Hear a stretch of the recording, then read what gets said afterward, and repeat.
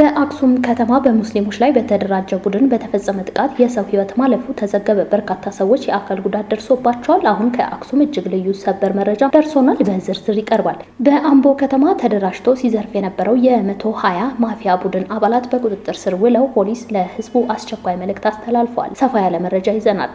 ኢህአፓ ለሚያዝያ 30 የጠራውን ሰልፍ ለማካሄድ አሁንም ቁርጠኛ መሆኑ ገለጸ። ቱርክ F-16 ተዋጊ ጄቶችን በሶማሊያ መቃዲሾ ላይ አሰፈረች። ክብራትና ክብራን የጥበብ ሚዲያ ቤተሰቦች በቆይታችን እነዚህና ሌሎች ሀገር አቀፍና ቀጠናዊ መረጃዎችን በዝርዝር እናቀርባለን። ለቤቱ አዲስ የሆናችሁ ውድ ቤተሰቦቻችን ሰብስክራይብ በማድረግ የደውል ምልክቷን በማብራት የቤቱ አባል ትሆኑ ዘንድ በአክብሮት እንጋብዛለን። በቅድሚያም የዕለቱን የቢዝነስ ዘገባዎች አስቀድመን ወደ ዝርዝር ዘገባዎች እናልፋለን። አብራችሁን ቆዩ። በኢትዮጵያ ንግድ ባንክ የዕለቱን የምንዛሬ ዋጋ ስንመለከት $1 153 ብር እየተገዛ 156 ብር ከ1 ሳንቲም እየተሸጠ ይገኛል። ፓውንድ ስተርሊንግ 204 ብር እየተገዛ 208 ብር ከ1 ሳንቲም እየተሸጠ ይገኛል። ዩሮ 180 ብር ከ7 ሳንቲም እየተገዛ 184 ብር ከ3 ሳንቲም እየተሸጠ ይገኛል። የስዊስ ፍራንክ 192 ብር ከ6 ሳንቲም እየተገዛ 196 ብር ከ4 ሳንቲም እየተሸጠ ይገኛል። ዲናር 490 ብር ከ5 ሳንቲም እየተገዛ 500 ብር ከ3 ሳንቲም እየተሸጠ ይገኛል። ዩዋን 22 ብር እየተገዛ 22 ብር ከ4 ሳንቲም እየተሸጠ ይገኛል። ድርሃም 41 ብር ከ6 ሳንቲም እየተገዛ 42 ብር ከ5 ሳንቲም እየተሸጠ ይገኛል። ሪያል 40 ብር ከ7 ሳንቲም እየተገዛ 41 ብር ከ6 ሳንቲም እየተሸጠ ይገኛል። ኢህአፓ ለሚያዝያ 30 የጠራውን ሰልፍ ለማካሄድ አሁንም ቁርጠኛ መሆኑን ገለጸ። የኢትዮጵያ ሕዝባዊ አብዮታዊ ፓርቲ ኢህአፓ ከአንድ ወር በኋላ ሊያካሄድ ላቀደው ሰላማዊ የተቃውሞ ሰልፍ ዝግጅት እያደረገ መሆኑን በመግለጽ በሀገሪቱ ውስጥ ጦርነትና ሞት እስካልቆመ ድረስ ሰልፉን እንደሚያካሄድ አስታውቋል። ኢህአፓ ይህንን ያለው በትናንትና ዕለት በበይነ መረቡ በሰጠው ጋዜጣዊ መግለጫ ሲሆን ከትብብር ጋር ያለውን ግንኙነት አሁንም እንደተጠበቀ መሆኑን ገልጧል። የጠራው ሰላማዊ ሰልፍ ትብብርም ሆነ ሌሎች ፍትሐዊ ምርጫ መካሄድ አለበት ብለው የሚያምኑ ፓርቲዎች መቀላቀል እንደሚችሉም አሳውቋል። አሁን ላይ ስልጣን ላይ በሚገኘው የመንግስት ዘመናት የተቃውሞ ሰልፍ ሰላማዊ ሰልፍ ተደርጎ እንደማያውቅ የተጠቀሰው ፓርቲው ከዚህ ቀደም ሰልፍ ለማከናወን ተሞክሮ መጨረሻው አዋሽ አርባ እንደነበር አስታውሰዋል። ከዚህ ቀደም ሰላማዊ ሰልፍ ጠርተን አዋሽ አርባ ነበር ፍጻሜያችን፣ ብዙ እንግልት ደርሶብናል፣ አሁንም ያንን ፈርተን አናቁምም ያሉት የፓርቲው ፕሬዝዳንት አብርሃም ሃይማኖት ፓርቲው ያስቀመጣቸው ቅድመ ሁኔታዎች ከተሟሉ ግን ሰልፉን ለማካሄድ እንደሚችል ተናግረዋል። ከሰላማዊ ሰልፉ ባሻገር በዚህ አጭር ጊዜ የሽግግር መንግስት ይመሰረታል ብሎ እንደማይጠብቅ የገለጸው ፓርቲው መንግስት ቢያንስ እስረኞችን መፍታትና ግድያን ማቆም እንዳለበት ግን አጽንኦት ሰጥቷል። በተለያዩ የምርጫ ክልሎች ገዢው ብልጽግና ፓርቲ እጩዎችን ያለማቅረብና የምርጫ ድምጽ መልቀቅን እንቅስቃሴ እያሳየ ነው ያለው ፓርቲው ስልጣን ከህዝብ ድምጽ እንደሚገኝና ከገዢ ፓርቲ እንደማይፈለግ አመላክተዋል። አብዛኛው ጊዜ ብልጽግና ፓርቲ ላይ ትችትና ወቀሳ ስለሚያበዛበት ምክንያት የተጠየቀው ፓርቲው ምላሽ ሲሰጥ ኃላፊነትን እየሸሹ ጥቅምን መውሰድ አያስፈልግም፣ መንግስት እስካሁን ድረስ የዜጎችን በሰላም የመውጣትም ሆነ የመግባት መብትን የማስከበር ግዴታ እንዳለበት አስገንዝበዋል። የሰላም እጦት በሚስተዋልበት ሀገር ፍትሐዊ ምርጫ ሊካሄድ አይችልም የሚለው ፓርቲው አሁንም አዳዲስ የጦርነት ቀጠናዎችን ለመክፈት ዝግጅቶች መኖራቸውን ጦርነት የሚጀምረው በፕሮፓጋንዳ ንግግር ነው ብሏል። በትግራይ ምርጫ አይካሄድም፣ የጦርነት ድምጾች ከከፍተኛ ባለስልጣናት በኩል እየተሰማ ነው። አማራ ክልል አሁንም ጦርነት ላይ ነው፣ እንዲሁም ፖለቲከኞች እየታፈሱና እየታሰሩ በመሆኑ ሊቀረፍ ይገባል ሲልም አሳስበዋል።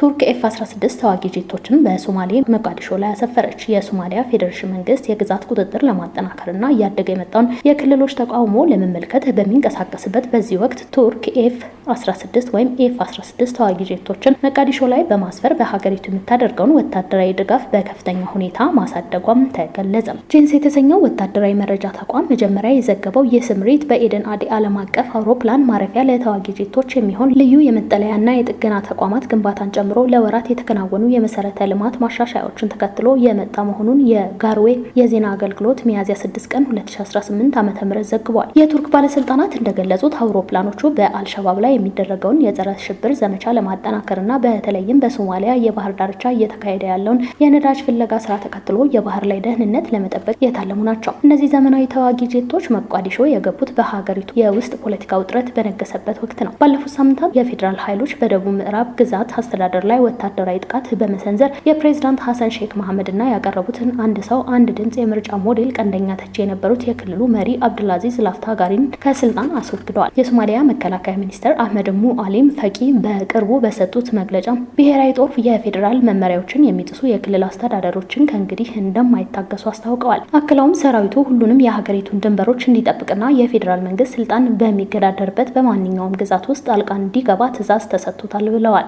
የአሜሪካ የገንዘብ ሚኒስቴር ቻይና ከኢራን ነዳጅ እንዳታገኝ እናግዳለን አሉ። የአሜሪካ የገንዘብ ሚኒስቴር ስኮት ቤሰንት ዋሽንግተን የኢራን ነዳጅ የጫኑ የቻይና መርከቦችን በሆርሙዝ ስትሬት ውስጥ እንቅስቃሴዎቻቸውን እንደምታግድ አስታወቁም። ሚኒስትሩ በዋሽንግተን ዲሲ ለጋዜጠኞች በሰጡት መግለጫ ነዳጃቸውን ማግኘት አይችሉም፣ ሌላ ነዳጅ ማግኘት ይችላሉ፣ የኢራን ነዳጅ ግን በፍጹም ብለዋል። ቤሰንት አክለውም አብዛኛውን የኢራን ነዳጅ በምትገዛው ቻይና ላይ ትችት የሰነዘሩ ሲሆን ሀገሪቱ የነዳጅ ምርቶችን በማከማቸትና የአንዳንድ ምርቶችን ኤክስፐርት በመገደብ ታማኝ ያልሆነች ዓለም አቀፍ አጋር እየሆነች ነው ብለዋል። በዚህ ጉዳይ ላይ ከቻይና ባለስልጣናት ጋር መነጋገራቸውን የጠቀሱት ሚኒስትሩ ሆኖም ይህ ውጥረት ፕሬዚዳንት ትራምፕ በሚቀጥለው ግንቦት አጋማሽ በቤጂንግ ለማድረግ ያቀዱትን ጉብኝት ሊያሰናክል ይችላል ወይ ለሚለው ጥያቄ ምላሽ ከመስጠት ተቆጥበዋል። ለጉብኝቱ የሚተላለፈው መልእክት መረጋጋት ነው ብዬ አስባለሁ። ካለፈው በጋ ጀምሮ በግንኙነት ውስጥ ትልቅ መረጋጋት አለ። ይህም ከአመራሩ የሚመነጭ ነው ያሉት ቢሰንት መግባባት ቁልፍ መሳሪያ ነው ብዬ አምናለሁ ሲሉም አክለዋል። ይህ የዩናይትድ ስቴትስ ጥብቅ አቋም የመጣው የዩናይትድ ስቴትስ በኢራን ወደቦች ላይ የባህር ላይ ክልከላ መጀመሯን ተከትሎ ሲሆን ይህም በዓለም አቀፍ የነዳጅ ገበያና በታላላቅ ሀገራት ዲፕሎማሲያዊ ግንኙነት ላይ ከፍተኛ ስጋት መፍጠሩን ይታወቃል።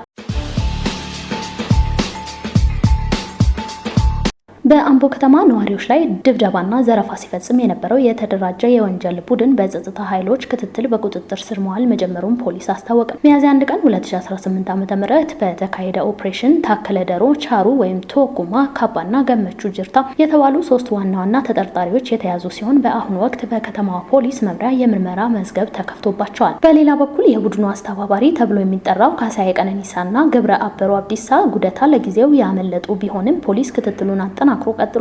ህዝቡ የተፈለጉትን ግለሰቦች በሚመለከት ጥቆማ በመስጠት እንዲተባበርም ጥሪ ቀርቧል።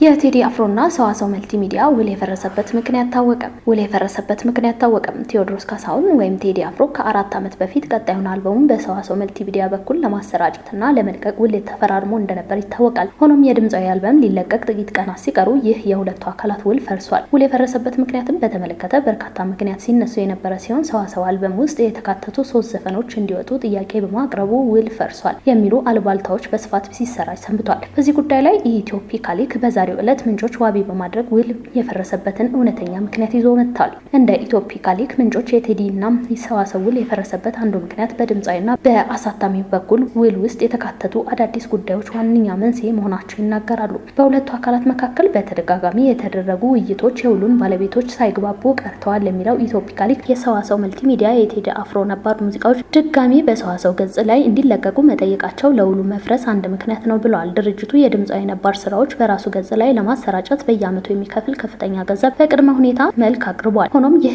የድርጅቱ ሀሳብ በቴዲ ዘንድ ውድቅ ተደርጓል። በተጨማሪም ከ4 ዓመት በፊት በተፈራረሙ ውል ላይ ከስልክ ድምጽ ማሳመሪያ ጥሪ ላይ የሚገኝ ገቢ ለሰዋሰው እንዲሰጥ የተወሰነው የውል ስምምነት ማሻሻያ እንዲደረግበት በቴዲ አፍሮ በኩል እንደቀረበ አንድ አፍታ ሚዲያ ከኢትዮፒካ ሊክ ዘገባ ሰምቷል። ሆኖም ይህ የቴዲ ሀሳብ ከሰዋሰው በኩል ተቀባይነት ሳያገኝ ቀርቷል። እነዚህን ልዩነቶች ባለማጥበባቸውና እየሰፋ በመሄዳቸው ውሉ ሊፈርስ በቅቷል። ውል በተፈረመበት ወቅት ሰዋሰው በአጠቃላይ ለቴዲ አፍሮ 50 ሚሊዮን ብር ለመክፈል ተስማምቶ ነበር። በወቅቱም ለድምጻዊ ግማሽ ያህል ማለትም 25 ሚሊዮን ብር ተከፍሎት እንደነበር ከድምጻዊ የማኔጅመንት ክፍል አባላት የተገኘው መረጃ አረጋግጧል። ነገር ግን ከ2 ሳምንታት በፊት ውል በመፍረሱ ድምጻዊ ቀድሞ የተቀበለውን 25 ሚሊዮን ብር ከ4 ዓመታት ወለድ ጋር ታሳቢ ተደርጎ በድምሩ 33 ሚሊዮን ብር ለሰዋሰው እንደመለሰም ተረጋግጧል።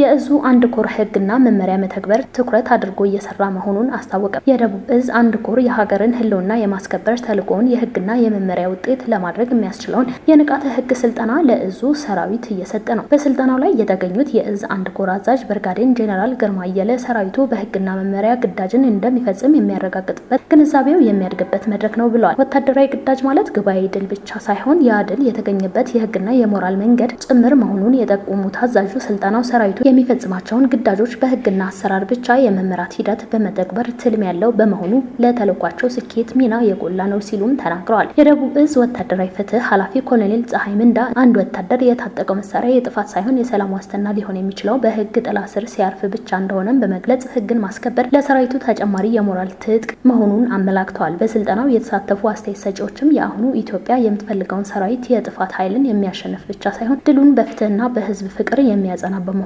ስልጠናው ወደ ተግባር መቀየር ይገባል ብለዋል። ስልጠናው የመከላከያ ሰራዊትን ተቋማዊ ሪፎርም ወደ ላቀ ምዕራፍ የሚያሸጋግር ከመሆኑም በላይ ሰራዊቱ ለሀገር ዋስትና ለህግ ደግሞ ተገዢ መሆን የሚያረጋግጥበት ስለመሆኑ በመድረኩ ተነስቷል።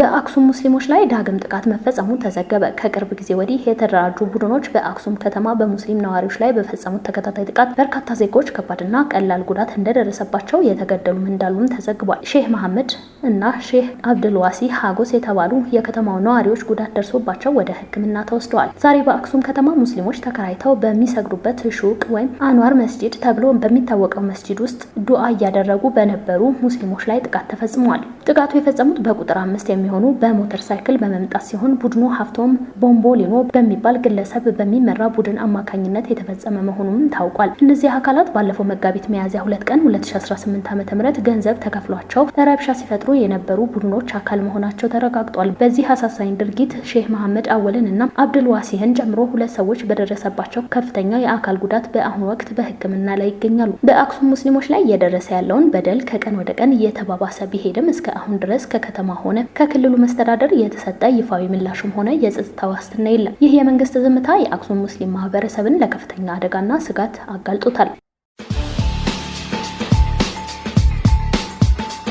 ክቡራትና ክቡራን የጥበብ ሚዲያ ቤተሰቦች ለሰዓቱ የመረጥናቸው ዘገባዎች በዚህ አብቅተዋል። ለቤቱ አዲስ የሆናችሁ ሰብስክራይብ በማድረግ የቤቱ አባል ትሆኑ ዘንድ በአክብሮት ጋብዘን ተሰናበትን። ሰላም።